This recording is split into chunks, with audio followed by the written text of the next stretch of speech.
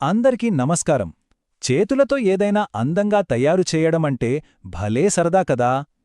అయితే ఈరోజు మనం ఒక అద్భుతమైన క్రోషెట్ గులాబీని ఎలా తయారు చేయాలో స్టెప్ బై స్టెప్ చూద్దాం.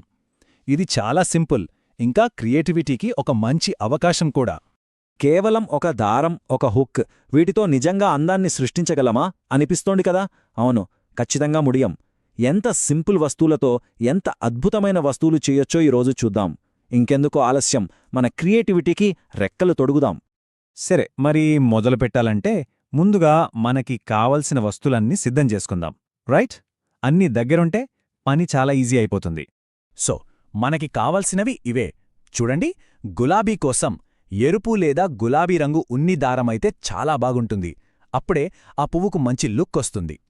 ఇక హుక్ విషయానికొస్తే మీ దారం మందాన్ని బట్టి 3.0 mm నుంచి 4.0 mm మధ్య ఏదైనా ఒకటి సెలెక్ట్ చేసుకోవచ్చు. సాధారణంగా ఆ ఉన్ని దారం ప్యాకెట్ మీదే ఉంటుంది ఏ సైజ్ హుక్ వాడాలని. సో అదొకసారి చెక్ చేసుకోండి.